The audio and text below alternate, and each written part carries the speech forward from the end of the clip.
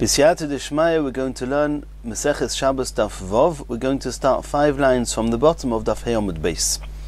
Says the Gemara, Tonu Rabbanon, we learnt in a brisa.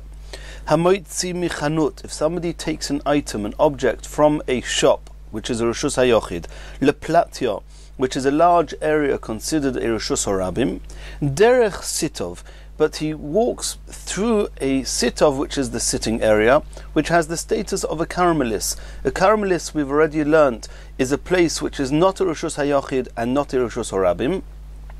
Min HaTorah, it's a mokim p'tur, you're allowed to carry to and from a mokim p'tur on Shabbos, not carry, to take out an object from a mokim p'tur to in either Reshus HaYochid or Reshus HaRabim, but the Chachamim said that caramelis is a domain on its own, and one is not allowed to carry from a caramelis to a Reshus HaRabim or a Reshus HaYochid, or from a Reshus HaYochid or Reshus HaRabim into a caramelis.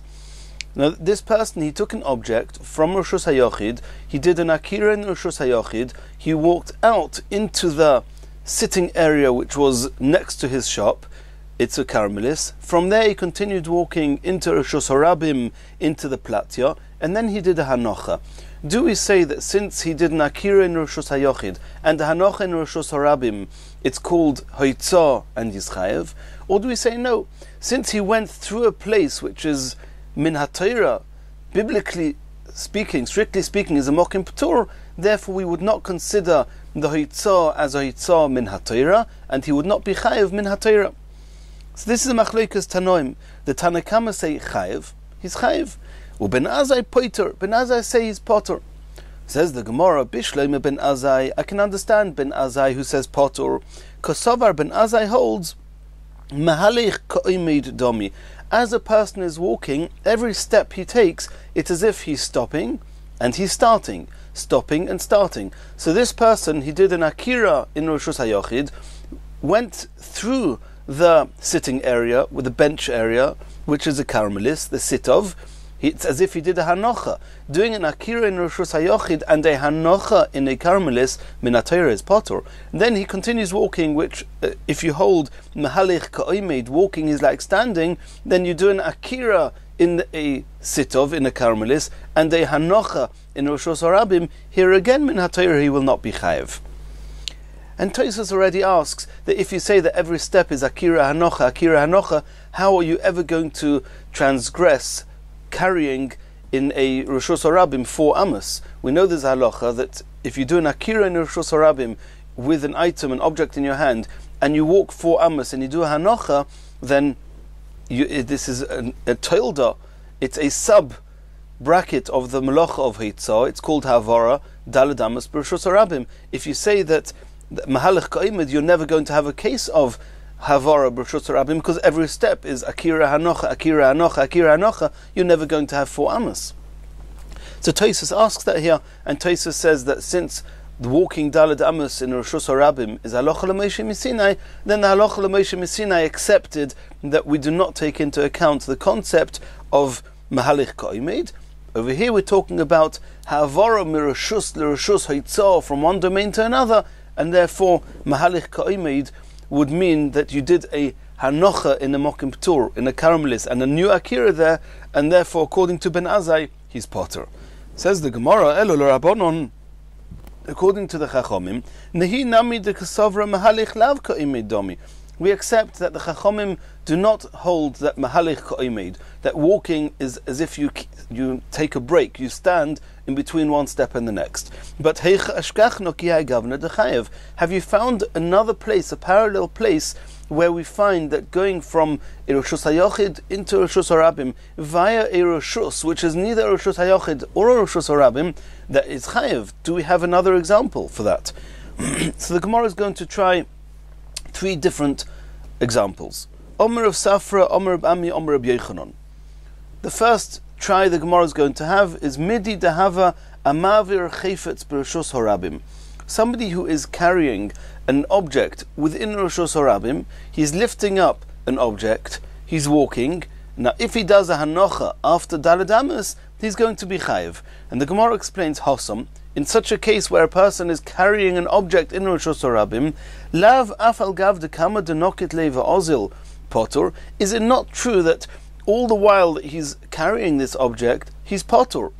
And the proof will be, if you continue walking till the end of Shabbos and don't stop, you're potter. So he's done an akira, and now he's walking, and he's potter.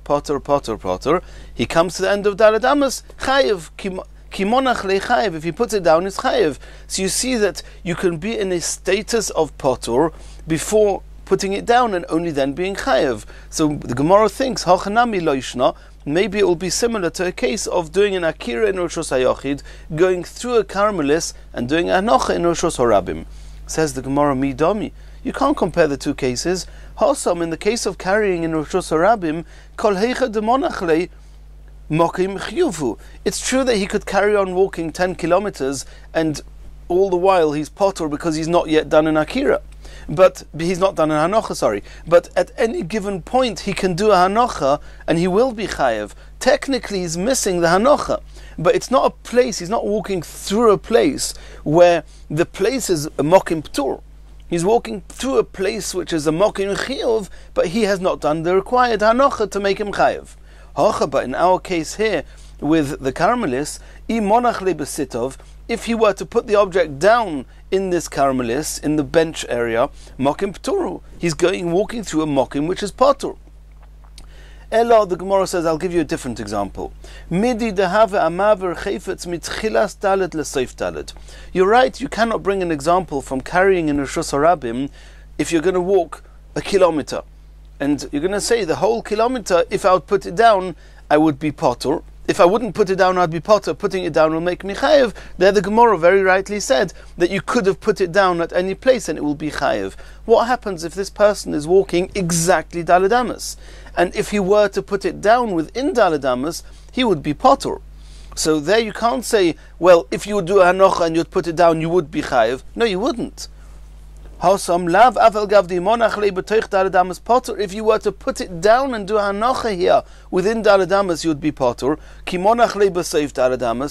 If you continue walking till the end of Daled Amos and then you put it down, chayev is going to be chayev. So why should this Carmelis not be similar to the area within 4 Amos of Havara in Daled Amos?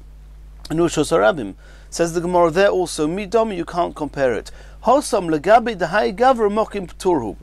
only true according to and only for this person that he did the akira where he did, then the halacha says he has to walk at least 4 amos, and for this person the hanocha has to be 4 amos away from where he did the akira. And it happens to be that these 4 amos is within that space. If somebody else would have done an akira 2 amos behind him and done a hanocha after that person's 4 amos, but within the 4 amos of this person, he would be chayev. The place where I'm walking 4 amos, the mokim, is not a mokim which is ptur. It's just technically I have to do a hanocha, and there's a condition that the hanocha has to be 4 amos away from the akira. It's only a mokim ptur for this person. If anybody else were to be carrying an object here, providing he's already walked at least 4 amos, mokim chiyuvu. It's a mokim chiyuv. Hocha in this place, but in the case of the Carmelis, mokim ptur. Anybody in the world that would put something down in this Carmelis, then min hatayra he would be potter. Says the Gemara, Elomidi, this is the third proof, third source to a concept of the discussion that we're having here. Midi dahava amoitzim reshus hayochid l'reshus harabim derech tzidei reshus harabim. It's very common and typical that when taking out an object from reshus hayochid into reshus harabim, the area between the reshus harabim and reshus hayochid is called tzidei reshus harabim. It's not the reshus harabim where the throngs of people are walking there, but the people could edge into that area as on part of their journey. It's called tzidei reshus harabim, and there's a machlekes tanoim in Mesechas Eruvin whether tzidei reshus harabim is reshus harabim or not. So according to the Manda Oma that says that tzidei reshus harabim is not considered a reshus harabim, it's also not considered a reshus hayochid. It's a Carmelis.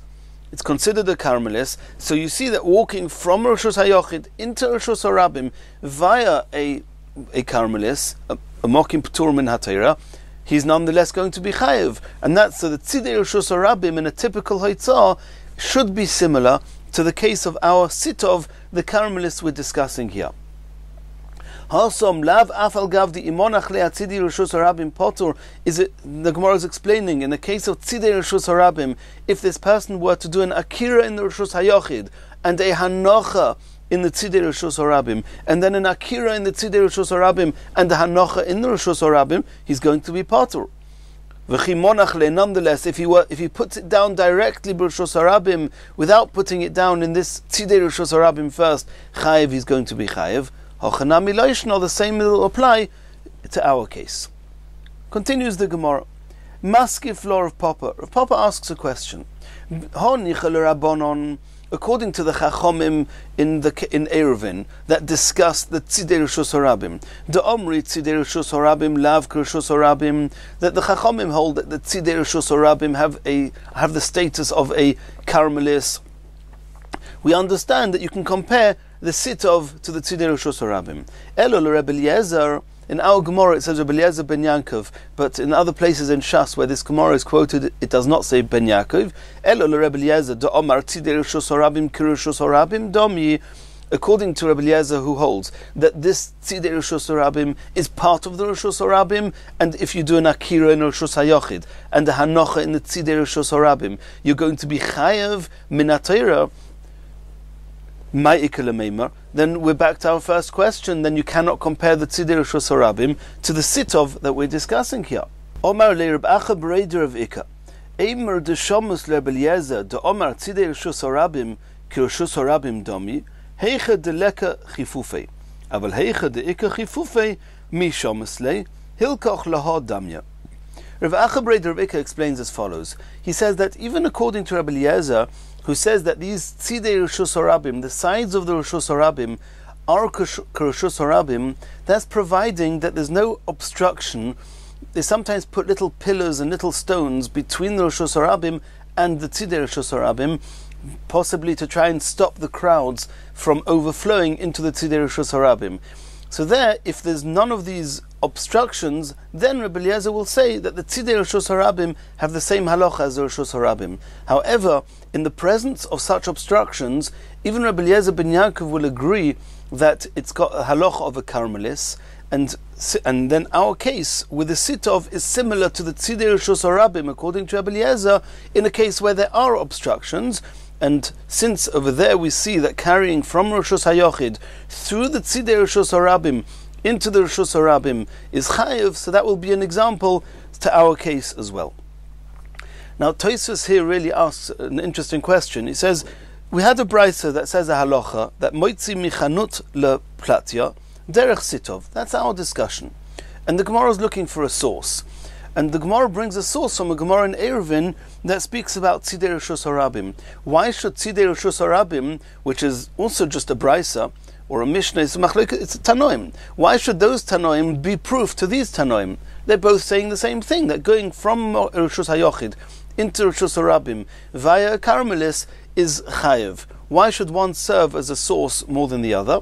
And Tosfos explains that we learn all the melachos from what happened at the Mishkan, and Tosfos assumes that the tzidei reshus harabim was something extremely common and can be assumed that in the Mishkan, where they carried from the reshus hayochid into reshus harabim, one can assume that there were tzidei reshus harabim there, and if they were chayiv there, so you see that walking from reshus hayochid into reshus harabim through a caramelis is chayiv. And therefore it can act as a source to a case of sitov, where sitov is a bench area and clearly wasn't common in the desert when they were building the Mishkan. So the Gemara says, Hilkoch laha damya, and therefore we can bring proof from Rebbe Eliezer to our case of the sitov. Continues the Gemara, Omar Rabbi Yochanan umoida ben Azai bezoyrek. Ben Azai that said that mahalich ka'oimeid, walking is like standing between one step and the next, stopping between one step and the next. He agrees that when you throw an object from reshus hayochid into reshus harabim and the object flies over a caramelis, in that case Ben Azai will agree that he's chayiv. Tanya namihachi, we saw this in a brisa. Hamoitzi michanut leplatyo derech sitov. If somebody carries an object from a reshus hayochid, the chanut, the shop, into the reshus harabim, the platyo, through the sitov, the bench area, which is a caramelis, he's chayiv. Echod hamoitzi ve'echod hamachnis. ve'echod hazerek, ve'echod hamoishit. It makes no difference if you are taking out from the Rishus HaYochid into the Rishus HaRabim, or you're bringing in from the Rishus HaRabim into the Rishus HaYochid, or if you're throwing from one to the other, or if you're passing from one to the other. That's the Chachomim. Ben Azai says, Hamoitzi v'hamachnis potur. As we saw before, if the person is carrying this object from the Rishus HaYochid into the Rishus HaRabim through the Karmelis, or from the Rishus HaRabim into the Rishus HaYochid through the Karmelis, he's potur, as we said, Mahalech Ka'imid. Hamoishit v'azerik, but if he passes it without going out, with his hand, he just passes it into the Rishus HaRabim, or he throws it into the Rishus HaRabim, in that case, Ben Azai will agree that chayev, they are chayev. Continues the Gemara. And this is a very famous and a very fundamental Gemara, which is going to introduce to us in detail exactly what are the four Rishuyos. We've discussed till now that biblically speaking, there are two domains on Shabbos. There's Rishus HaYochid and Rishus HaRabim. Anything which is not a Rishus HaYochid or a Rishus HaRabim is called a Mokim P'tur. It's not considered a domain Bechlal. Now we're going to see that Midrabanon, we have an extra two types of domains. We have a Karmelis, which we've discussed, and the fourth one, which you could say is not really a domain, but if it's something is neither a Rishus HaYochid, nor a Rishus HaRabim, nor a Karmelis, that is a Mokim P'tur. It's a place of P'tur, and strictly speaking, one can carry from a Mokim P'tur to any of the other domains on Shabbos. Says the Gemara, Tonu Rabbanon, Daled Rishuyos l'Shabbos, Hilchas Shabbos, Hilchas Hoitzah, Hilchas Ha'avara, carrying, transferring from one place to the next, considers four types of domains. Rishus HaYochid, a private domain. Rishus HaRabim, a public domain. Karmelis, which is neither this nor that. Or Mokim P'tur, which is not considered a domain Bechlal. Says the Braisa, Ve'ezui Rishus HaYochid. What's the definition of Rishus HaYochid? Charitz, a groove, a ditch. Shehu Omoik Yud, which is 10 tfachim deep. V'rochav daled, and it's 4 tfachim wide.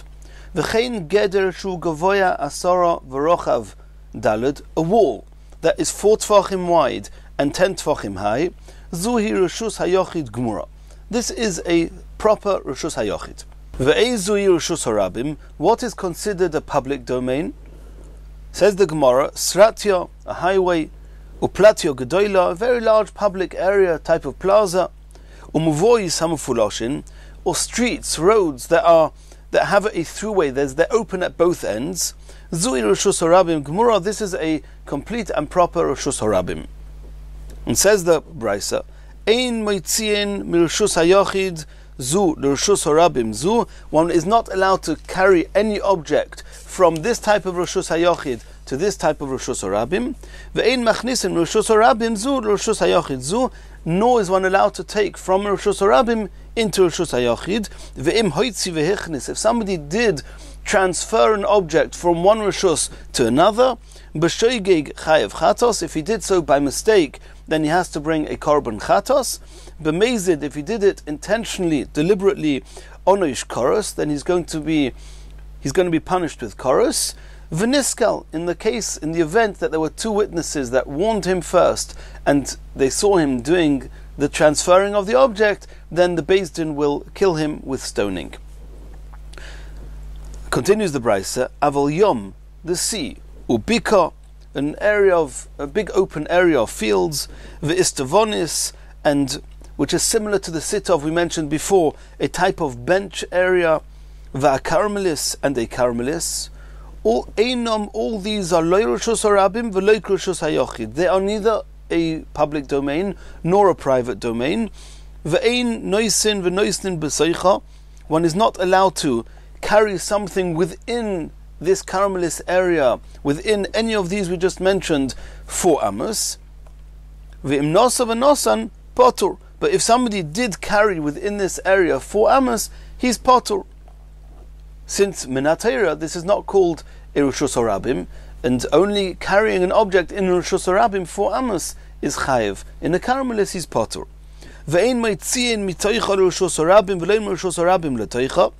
You are not allowed to transfer an object from a karmelis into Rishus HaRabim or vice versa, and this is midrabanon. Ve'ein machnisin reshus hayochid l'toicha v'lo mitoicha l'reshus hayochid, nor is one allowed to transfer an object from a karmelis into reshus hayochid, or vice versa. Ve'im hoitzi ve'echnis, if he did transfer an object to or from a reshus hayochid or reshus harabim, and this karmelis, potter is going to be potter because min haTorah it's a mokim ptur. And the Gemara is going to discuss that in the list of we just mentioned now, it mentions yam, bika istavonis, which are examples of karmelis, va karmelis, and it adds in and also a karmelis. Well, all of these have the halachas of a karmelis.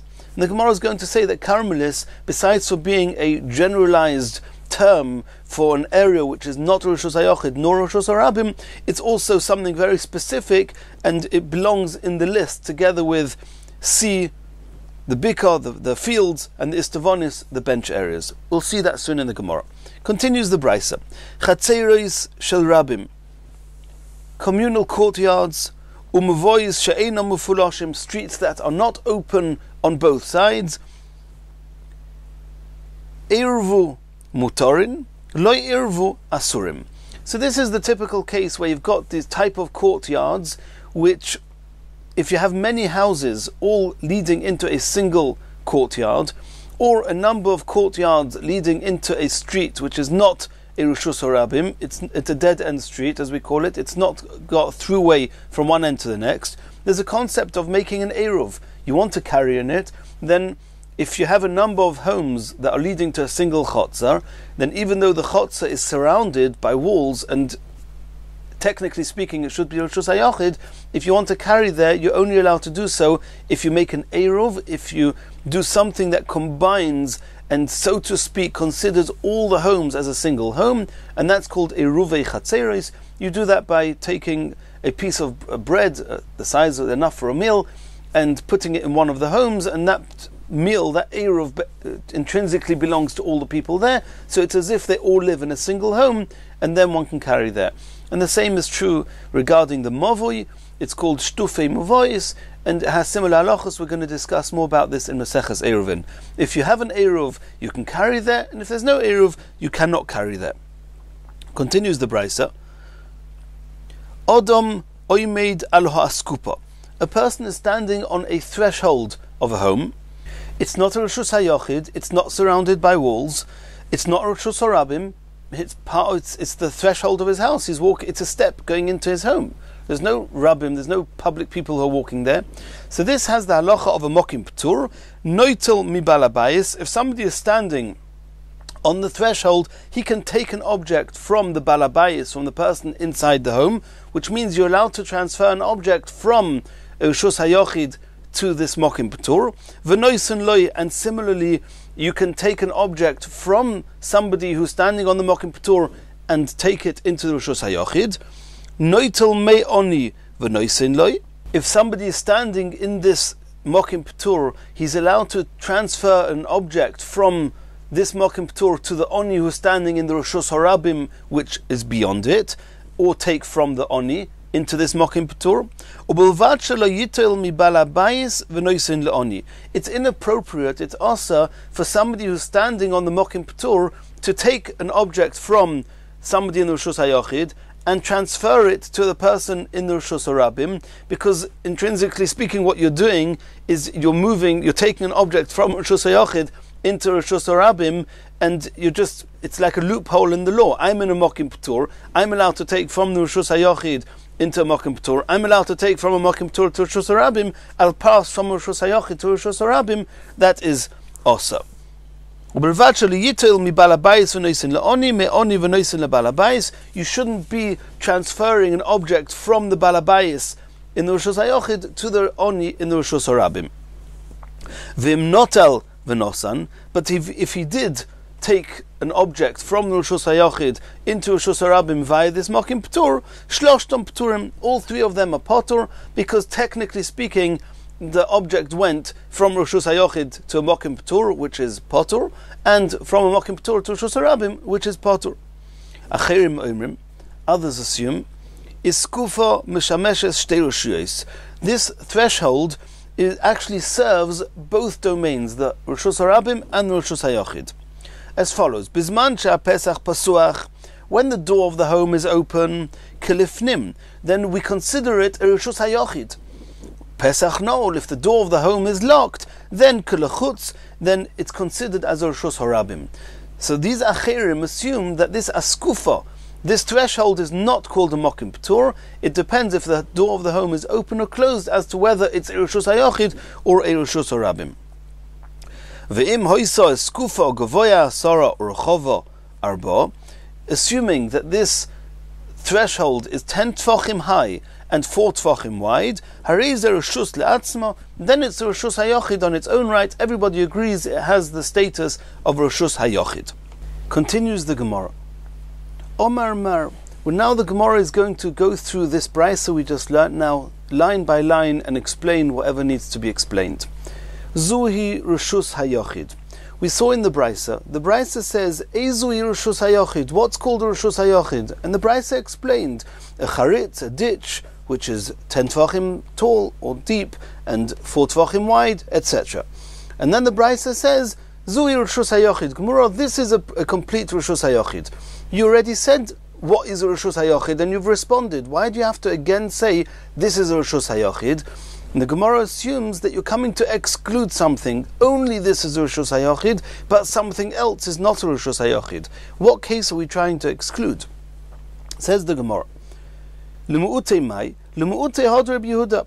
We have a Rabbi Yehuda, which we're about to learn, and that Rabbi Yehuda assumes a certain situation to be considered a reshus hayochid, and our Mishnah is saying, no, it's not reshus hayochid. We do not agree with Rabbi Yehuda. What was the case? Yeser al kain, Omer Rabbi Yehuda. Rabbi Yehuda maintains, Mi sheyesh lo shtei botim b'shtei tzidei reshus harabim. If somebody has 2 homes, one on each side of the reshus harabim, and the reshus harabim is an area going between the 2 homes, Oise lechi mikan v'lechi mikan, oy koire mikan v'koire mikan, v'noisein be'emtza. Rabbi Yehuda holds that reshus harabim is only a completely open area. An area that is got walls, even just on 2 sides, is considered a reshus hayochid. So if you want to carry in the area between these 2 homes, strictly speaking, it's considered a reshus hayochid. One should be able to carry there. However, Rabbi Yehuda says, in order that you should not get confused and carry in a regular reshus harabim, make yourself a sign, some type of a reminder that be careful, it's only here, and you cannot carry in other open areas. This sign, we're going to learn more about this later on in Shabbos and in Eruvin, is either a lechi or a koira. A lechi is a side post, and Rabbi Yehuda says, if you have a home on the right and a home on the left, then on the home on the right, at either edge, on the corner closest to one side and the opposite corner of that home, put such a post. That will serve as a sign you can only carry here because there's a wall on each side. Or a koira is a beam that goes from one side to the other, a beam at least 10 tfachim high, no higher than 20 amas. This beam will serve as a reminder you can only carry here, don't by mistake carry in the reshus harabim. So that's Rabbi Yehuda's opinion. So Rabbi Yehuda holds that a reshus harabim with a wall on each side is considered a reshus hayochid. Omruloi, the Chachamim argued and said, Ein ma'arvin reshus harabim bekach. This is a reshus harabim, and you cannot carry in a reshus harabim just because you have a home at each side and you make a lechi or a koira. So, since the Chachamim argue with Rabbi Yehuda, and the Chachamim say that this area here is not considered a reshus hayochid, you're not allowed to carry there. So, to exclude Rabbi Yehuda, our Mishnah says, what's called a reshus hayochid? Only if it's 10 tfachim high or deep and 4 tfachim wide. Anything else is not reshus hayochid. And to exclude the Rabbi Yehuda's reshus hayochid. Asks the Gemara, V'amai korele Gemara. In the brayso it said that this is a reshus hayochid Gemara, a complete reshus hayochid, as if to stress that not only is Rabbi Yehuda not considered a reshus hayochid, it's completely not a reshus hayochid, that only this is completely a reshus hayochid. What was this extra stress? Says the Gemara, I may have thought, Kipligi Rabbanon or later Rabbi Yehuda. When do the Chachamim argue with Rabbi Yehuda? Do they have a reshus hayochid, and they say that a wall on each side of a reshus harabim is considered a reshus hayochid, or according to the Chachamim is not called a reshus hayochid? Hanemili letaltil. I may have thought the Chachomim just say, you're not allowed to carry there. Midrabanon, people will get confused, and even a lechi and a kaira does not suffice. Aval lizroik, but to throw from a Rishus Harabim proper into this area, which is a Rishus Harabim with a wall at each side, I may have thought, Moidele, they agree with Rabbi Yehuda that strictly speaking, it does have the halachas of Rishus HaYochid, and min atayra it's Rishus HaYochid, and therefore throwing an item from Rishus Harabim into this area will be considered transferring from one Rishus to another, and is chayev. And the Chachomim only argued with Rabbi Yehuda that we do not allow people to carry their midrabanon, komash malon, that no, the Chachomim hold that this is not even Rishus HaYochid in any level whatsoever. This area between the two homes, one on each side, is considered a Rishus Harabim completely, and throwing from Rishus Harabim into that area is not considered as throwing from one domain into another, komash malon. That's what the Chachamim are saying, that only if a domain is surrounded on four walls, like the ditch, which is surrounded on four walls, and it's 10 tfachim by 4 tfachim, that's called Rishus HaYochid, or any area that's enclosed by 4 walls, that the walls are 10 tfachim high, and the area is 4 tfachim wide, that's called Rishus HaYochid. Anything else is not called Rishus HaYochid. Continues the Gemara. Omar Mar, Zuhi Rishus Harabim. We're continuing to quote the Brisa. The Brisa said, what's called Rishus Harabim? And the Brisa says, a big open area, a plaza, a road that's got a throughway that's open at both ends, that's a Rishus Harabim. And then the Brisa again says at the end of the list, Zuhi Rishus Harabim. Why do you have to again say Zuhi Rishus Harabim? Like we asked with the Rishus HaYochid, the same is here, Lim'utei Mai, what are you coming to exclude? Says the Gemara, Lim'utei Idoch Rabbi Yehuda. There's another Rabbi Yehuda, this time regarding Rishus Harabim, and the Chachomim are arguing with him there too. Ditnan, we learnt in a Mishnah, and this is a Mishnah in Eruvin, considering Pasei Birois. In the time of the Chachomim, people used to come for Yontiv, they used to come up to be Oile Regel, and they used to want to drink on Shabbos. They used to want to drink from these wells. The problem is, a well is 4 tfachim wide, is 10 tfachim deep, it's considered a Rishus HaYochid. If you're going to take water from the well and put the water, or the jug, onto the sides of the well, which is the middle of Rishus Harabim, you've carried from Rishus HaYochid into Rishus Harabim, that's severely osa. The Chachomim wanted to come towards the Klal Yisrael who were thirsty on their ways, so they had to implement a type of structure that would consider the entire area around this well as a Rishus HaYochid, and that way it would be okay to take the jugs from the well and position it next to the well. What did they do? There was a concept called Pasei Birois. These pasim, these boards, were L-shaped boards at right angles, 90 degrees, that were put at each corner of surrounding the well. If you had up to 10 amos square around the well, at each corner they would put these boards, these L-shaped boards, and the Chachomim said that since these L-shaped boards on each side of each of these boards was a tefach, we can consider it, biblically speaking, you can consider what the area inside it as a Rishus HaYochid, and the Rabbanon allowed them to rely on this just because, just for the sake of the Pasei Birois, just for the sake of the many people who needed to drink the water from the wells. That means in a situation not of surrounding a well, just if somebody had a home or wanted to create a Rishus HaYochid by means of Pasei Birois, the Chachomim would not allow it because they're not considered solid walls.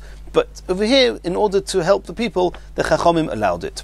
So there was a machlokes. What happens if you set up these 4 corners, and the public, the people who are going along this road, are actually walking in between these pasim, these corners, on their journey? So there the Chachomim say that as long as you've got these 4 corners, it's considered a Rishus HaYochid. The fact that the people are walking through it does not bother us. Rabbi Yehuda said no. Rabbi Yehuda said if the people of the tzibur, the public, continue walking through these boards, then it destroys the whole concept of Pasei Birois, and it's not a Rishus HaYochid. is still considered a Reshus Harabim, and the Gemara there says that this seems to contradict the Rabbi Yehuda we saw just before, that public walking between two homes does not stop it becoming a Reshus HaYochid, and that's the Gemara in Eruvin deals with that. But the Chachomim say that even though the public are walking through, as long as you've got the four corners, this is considered a Reshus HaYochid. Let's see the Gemara inside. Ditnan, we learned in the Mishnah, Rabbi Yehuda Omer, im hoiso derech Reshus Harabim mafsakosom, if the public people are walking through these pasei birois, through these corners, yisalkeno letzdodim, you have to make sure to tell the public to go to the sides, round these corners, and not to go through the corners, because going through the corners will destroy the Reshus HaYochid. The Chachomim say no, einoi tzorich. You do not need to, as long as you've got the four corners, it's considered a Reshus HaYochid. So in our Brisa, the Brisa says, what's considered a Reshus Harabim? And the Brisa tells us what's a Reshus Harabim. And then the Brisa says, Zui Reshus Harabim. This is a Reshus Harabim. But Rabbi Yehuda's Reshus Harabim, which is the throngs of people that are walking between the Pasei Birois, that's not a Reshus Harabim, and does not destroy the status of Reshus HaYochid between the Pasei Birois. Asks the Gemara, "V'may korile Gemara?" So why do you have to say this is a Reshus HaYochid Gemara, as if to say that there was reason to believe that somewhat the Chachomim would agree to Rabbi Yehuda? Over here you can't say such a thing. The Chachomim even allow us to carry from the Reshus HaYochid, which is the well itself, onto the sides next to it. You can carry the water within the Pasei Birois. So there's no reason in the world, there's no option bechlal to assume that the Chachomim are agreeing with Rabbi Yehuda somewhat, that they should have to say Gemura and exclude even that. Says the Gemara, you're right. Aida de Tana Reisha Gemura Tani Nami Sefer Gemura. It didn't have to say the word Gemura here, but since in the Brisa discussing Ezui Reshus HaYochid, they had to say Reshus HaYochid Gemura, as we saw in the Gemara before. So in order to be consistent with the terminology, the Brisa uses the word Gemura here too. Continues the Gemara. V'lach shoiv nami midbar. Why does the Brisa not discuss the midbar? That a midbar, a desert, is also considered a Reshus Harabim. D'Otanya, we learned in the Brisa, Ezu Reshus Harabim. What's considered a Reshus Harabim? Sratya, uplatya gedola, which we discussed in the Brisa, these big plazas, umuvois hamufulashim, and streets that are open at both ends, v'hamidbar, and the desert. So the Brisa says explicitly that the desert is considered a Reshus Harabim. Why is the Brisa, in our Brisa, this not mentioned? Omar Abaya says, Lo ikashya, we can answer it, Kan bizman she'Yisrael shruim b'midbar. It's true that when Klal Yisrael were in the desert, and there were so many people there were 600,000 people there, so the desert was considered a Reshus Harabim. Kan bizman hazeh, nowadays, who's walking through the deserts? And even people that do walk through, it's clearly not a Rabbim, it's clearly not throngs of people. Therefore, as of today, which is what the Brisa is talking about, a midbar, a desert, is not considered a Reshus Harabim. Continues the Gemara, Omar Mar, Im hoitzi v'hichnis. Talking about somebody who transfers an item, an object, from Reshus HaYochid to Reshus Harabim, or from Reshus Harabim to Reshus HaYochid. B'shoigig, if he did it by mistake, chayev chatos. He has to bring a chatos, as with every aveira a person does by mistake. B'meizid, well, not every aveira. The types of aveiras that if they're done intentionally, they're chayev koros. B'meizid, if he does transferring an object from one domain to another on purpose, oynish koros, is punishable by koros. V'niskal, if in the case that there's witnesses, Beis Din will kill him. Says the Gemara, b'shoigeg chayev chatos pshita. Why do you have to tell us that if you do it by mistake, you're chayev chatos? Obviously you're chayev chatos if you're mechal Shabbos by mistake. Did it not suffice for the Mishnah to say, chayev, he's chayev? Why do you have to tell me? What does it mean, chayev? If it's a mistake, it's chatos. If it's on purpose, Koros and Skila. We know that Chilul Shabbos, that's the halacha. We just have to know, is this called Chilul Shabbos? So say chayev, it will suffice to tell us that it's Chilul Shabbos. Says the Gemara, b'meizid oynish koros v'niskal itzrichalei. It's true that we don't need to tell us explicitly that if you did it by mistake, you're chayev chatos. We know that Chilul Shabbos by mistake is chatos. But to say that when you did it intentionally, that there's a chiyuv of koros and skila, that's something which the Brisa had to tell us explicitly. Why? Honami pshita, the Gemara asks. We know Chilul Shabbos is skila and koros. Hokamashmalon. The reason the Brisa had to tell us the skila And the chorus is as follows. Kudarav, Da'omarav, Motzalsi Megillas Torim. I found some scroll, a Megillas Torim, Bei Reb Chia, in the Beis HaMedrash of Reb Chia. Because of Bon, it said in that scroll as follows: Isi ben Yehuda Oimer, Ovois Melochis Arboim Chosar Achas. There are 40 less 1, which is 39 Melochis on Shabbos. Ve'einoi chayev elo achas, and you only chayev once. Asks the Gemara, Eini? How can it be? You only chayev 1? Which means if you did all 39 Melochis, you only chayev 1? How can that be? Votnan, we learned in the Mishnah, Ovois Melochis Arboim Chosar Achas. V'havinon ba, minyono lomoli. The Mishnah says that there's 40 minus 1, there's 39 Melochis, and the Mishnah lists all the Melochis. So they ask, why do you need to tell me there's 39? I know how to count. Tell me the following are Melochis. Why do you tell me how many? Minyono lomoli. V'omer Rabbi Yochanan explained, She'emason kulon behelam echas, if he forgot it was Shabbos, or he forgot that on Shabbos you're not allowed to do these Melochis, and he did each and every one of the 39 Melochis before remembering it was Shabbos, chayev al kol achas v'achas. You're chayev on every single one of these Melochis. So how can you, Isi ben Yehuda, say that there's 39 Melochis and you only chayev on one? Elo ema. Isi ben Yehuda didn't mean to say that he's not chayev on all of them. As he said before, Isi ben Yehuda said, Eino chayev elo achas, you only chayev on one of them. No, that's not what he meant. He said as follows: Eino chayev al achas mehen. On one of the 39, you're not going to be chayev. There's 39 Melochis. On one, you're not chayev. We don't know which one. V'hokmash melon, in our Mishnah, the Mishnah is coming to the Brisa. The Brisa that tells us that you're chayev chatos and skila and chorus. The chiddush is ho mehanoch deloi misapkon. Hoitzah, transferring an object from one rishus to another, is not one of those melachas that we have a doubt. Maybe this is the one that, according to Isi ben Yehuda, you're not chayev. So that's why it has to explicitly tell us that it's chayev as all regular Hilchos Shabbos. And Tosfos here discusses that it could be that, according to Isi ben Yehuda, who says that there's one of the melachas that you're not chayev, is not referring to chatos. With chatos, all of the melachas you're chayev. Just skila and chorus, that's where there's one melacha where you're not chayev, and that would explain when the Gemara asked Pshita, why do you tell us chatos? And the Gemara says, I need the chiddush for the skila and the chorus, and only then the Gemara says that the reason that there's a chiddush that you're chayev here on skila and chorus is to tell me that it's not one of those of Isi ben Yehuda. But regarding chatos, the Gemara didn't say that, because even according to Isi ben Yehuda, there is chatos on all 39 melachas, and this is discussed at length in Tosfos. Continues the Gemara, Omar Mar, we saw in the Brisa, Aval Yom, the sea, Ubika, the open fields, Vestavonis, the bench areas, Vaha Karmelis, which we don't yet know what this means. Einon loikru shus hayochid v'loikru shus harabim is not considered a shus hayochid nor a shus harabim. It has the status of a domain referred to as Karmelis. Not to be confused with the word Karmelis we just mentioned, which is a specific type of a Karmelis. Ask the Gemara, Ubika einoi loikru shus hayochid v'loikru shus harabim.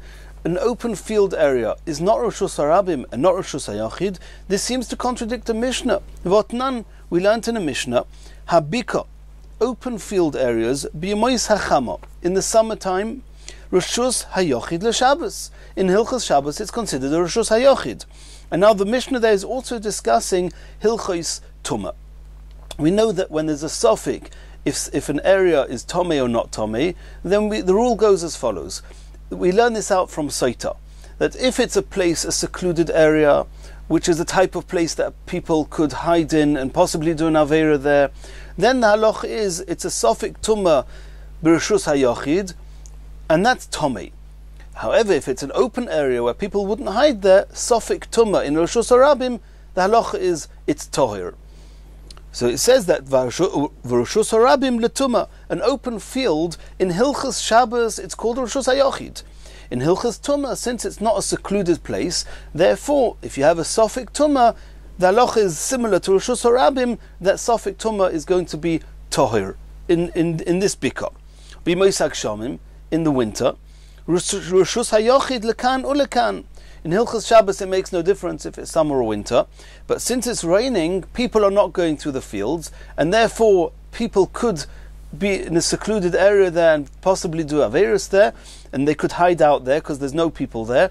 Therefore in the winter, in Hilchos Tumah, if you have Sofik Tumah, it's got the same halachas as Sofik Tumah B'Rishus hayochid, and will be Tomei. So you see there clearly that the bika is considered a Rishus hayochid, and this seems to contradict our brisa that says that a bika is a caramelis and it's not a Rishus hayochid. Oma Ula. Ula says la'olam caramelis havya. The truth is that even this Mishnah understood that it's not Rishus hayochid. It's a caramelis. But my korele Rishus hayochid. Why does the Mishnah say that the bika is considered a Rishus hayochid l'Shabbos? Lefisha eino Rishus harabim. The Mishnah there was just trying to make a point. It's not considered a Rishus harabim. Over there, we're not learning the intricate details of Rishuyos, and therefore the Mishnah didn't have to say it's a caramelis. It's enough to say it's not Rishus harabim, it's considered a Rishus hayochid. V'amai korele Rishus hayochid lefisha eino Rishus harabim. Rav Ashi Omar kagoin de isla mechitzos. Rav Ashi says we're talking here about fields that have a fence all the way around it. Min HaTorah, even though it's a very large area, and even though midrabanon we do not really allow people to carry there, but min HaTorah, it's called a Rishus hayochid. If somebody were to throw an item, an object from a Rishus harabim into a soda, into the biko that has a fence around it, he will have transferred this object from Rishus harabim into Rishus hayochid, and he's chayev. So since it's got a fence around it, it's called a Rishus hayochid. In our brisa that says it's a caramelis, it's talking about when there's no fence around it. This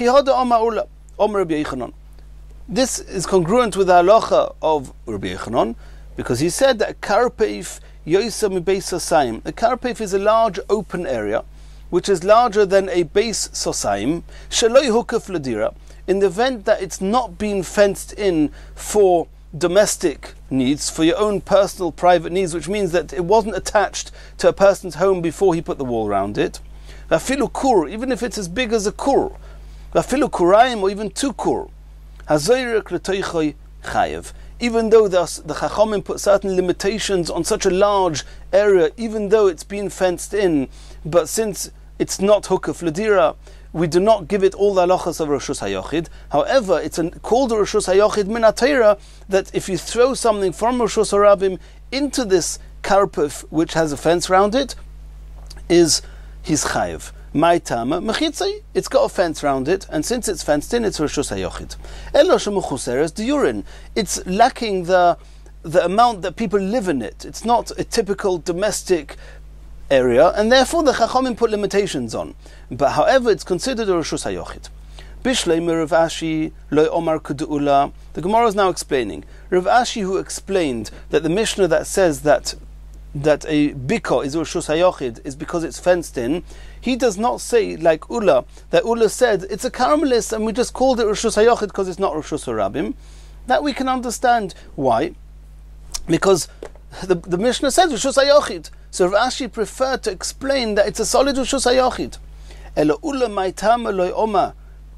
Why maitam loy omar kishmaite? This Rav Ashi is based on Ula. If you look at the top line, it says Rav Ashi Omar kagoin de islay mechitzas v'chihad omar Ula omar Rabbi Yochanan. It was Ula that knew in the name of Rabbi Yochanan that if you have a very big area, such a type of bika with a wall around it, it's a Rishus hayochid. So you, Ula, why didn't you say, based on a halacha that you knew and you said that the bika in this brisa is fenced in, like this karpeif that you mentioned, and why do you have to say that it's not fenced in and it's called a caramelis and it's not Rishus hayochid, it's only called Rishus hayochid because it's not Rishus harabim? Why didn't you just answer kashmaite like you yourself said? Omar lacha id islay mechitzas bika korile karpefi. So Ula says, I'll tell you why. Because the Mishnah that we're discussing here explicitly says v'habika. A bika is a field. If it was fenced in, it would not be called a field, it would be called a karpeif. A karpeif is a very large area which you don't live in, it has a field around, you call it a karpeif.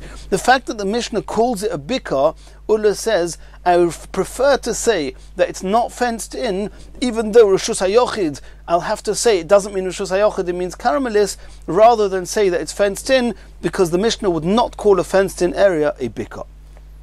Rav Ashi, Rishus HaYochid Ktoni, Rav Ashi says, I hear you. I hear that a bika wouldn't really mean a fenced-in area, but since it says explicitly Rishus HaYochid l'Shabbos, I prefer to explain that it means that it is fenced in, because that way it's a proper Rishus HaYochid, rather than say what you Ulla say, that it's not fenced in, and it's not Rishus HaYochid, it's just a Karamelis, and it's called Rishus HaYochid, just because it's not Rishus HaRabim. And in Mir Hashem, in the next shir, we're going to carry on from here.